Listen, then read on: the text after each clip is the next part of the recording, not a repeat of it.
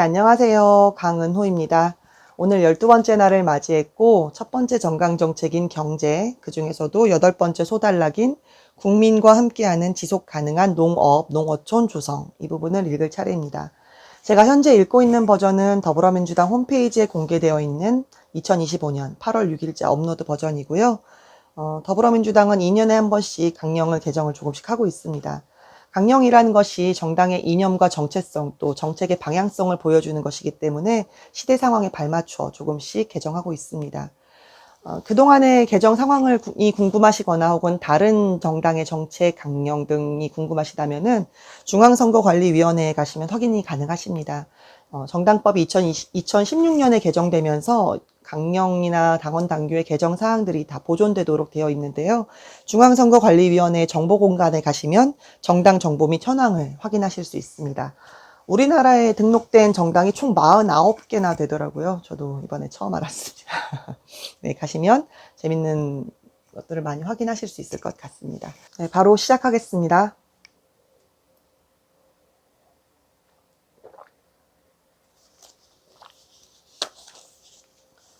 국민과 함께하는 지속가능한 농업, 농어촌 조성.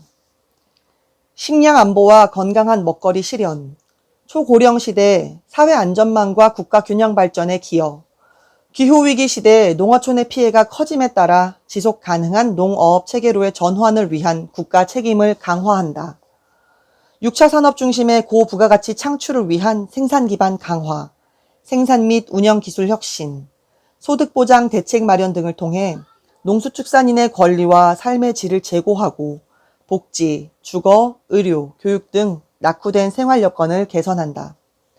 조합원 중심의 농수축협으로 발전, 가격 안정을 위한 수급 균형과 유통구조 개선, 탄소 중립 실현 및 지역 순환형 생산 소비 시스템 구축 등을 통해 식량 자급을 달성하고 기후 위기에 대비한다.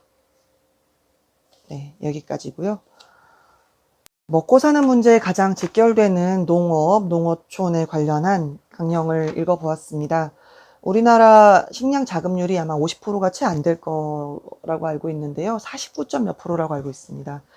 주식인 쌀은 거의 100%에 가까운 자급률을 보이고 있지만 사료용으로 많이 쓰이는 옥수수라든지 또 우리가 많이 먹는 밀가루 같은 경우에는 거의 100%에 가까운 수량이 수입에 의존하고 있고 또 육류 같은 경우에는 닭고기는 거의 90% 이상은 자급하고 있지만 돼지고기는 60, 70%, 소고기는 50% 정도의 자급률을 보이고 있습니다. 야채나 과일 같은 경우에는 신선도가 워낙에 생명이기 때문에 거의 자급하는 비율이 높지만 요즘엔 수입 과일이라든지 수입 농축산품이 많이 들어오고 있죠. 식량의 자급 문제는 단순히 먹거리를 우리가 스스로 생산한다를 떠나서 국민의 이제 건강과 안전과도 또 직결될 수 있고 자급률이 떨어지는 경우에는 해외 의존도가 높아지면서 경제적으로 위기에 처할 가능성이 좀 높기도 합니다. 안정성이 참 중요한 부분이기도 하죠. 얼마나 많은 음식을 자국에서 생산하는가 이런 문제를 넘어서서 이제 경제적인 자립성, 국민 건강 또 환경과도 직결되는 문제일 수 있고 정치적인 안정성으로도 또 직결되는 문제입니다. 굉장히 중요한 산업임에도 불구하고 중요도가 많이 다른 분야에 비해서 집중도를 많이 못 받는 분야이기도 했었죠. 그러나 이재명 정부 들어서면서 국정과제에서도 굉장히 많은 부분을 할애해서 선택을 하기도 했고 68번부터 71번까지가 농업에 관련된 내용들입니다.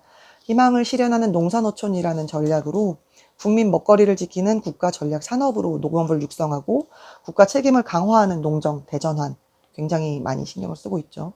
균형 성장과 에너지 전환을 선도하는 농산어촌, 어촌, 어한 경제 활성화를 위한 수산 해양 산업을 혁신한다. 이런 국정 과제들을 채택하고 있습니다. 실제로 취임하자마자 거의 바로 해수부 이전 추진하고 있고 또 송미령 장관 같은 경우에는 거의 연임한 장관 중에 실용적인 인사로 칭찬을 받고 있죠. 즉문즉답이 가능한 대통령과 즉문즉답이 가능하고 또 바로바로 실천 가능한 정책들을 제안하고 또 이제 채택하고 있는 것 같습니다. 우리가 6차 산업이라는 말이 이제 정강정책 중에 중간에 나왔는데 6차 산업은 아시다시피 1차 산업과 2차 산업, 3차 산업이 더해진 형태를 말하는데요. 소비자가 직접 생산을 하고 생산한 것을 직접 제품을 만들어서 판매를 하는 과정, 인터넷을 통해서 판매하든지 직접 판매를 하는 과정까지가 더해진다든지 아니면 생산하고 나서 그 생산한 제품들에 대한 관련된 일들을 관광상품으로 개발한다든지 이런 일들이 굉장히 활발하게 이루어지고 있고 또 스마트팜 같은 경우에도 최근에 굉장히 각광받고 있고 정책적으로 지원을 많이 받고 있습니다. 이렇게 여러모로 굉장히 중요한 정책인 만큼 지금처럼 집중력을 잃지 않고 잘 해나갔으면 좋겠고 국민 한 사람으로서도 관심을 가지고 지켜봐야 될 것 같습니다. 오늘은 여기까지입니다. 감사합니다.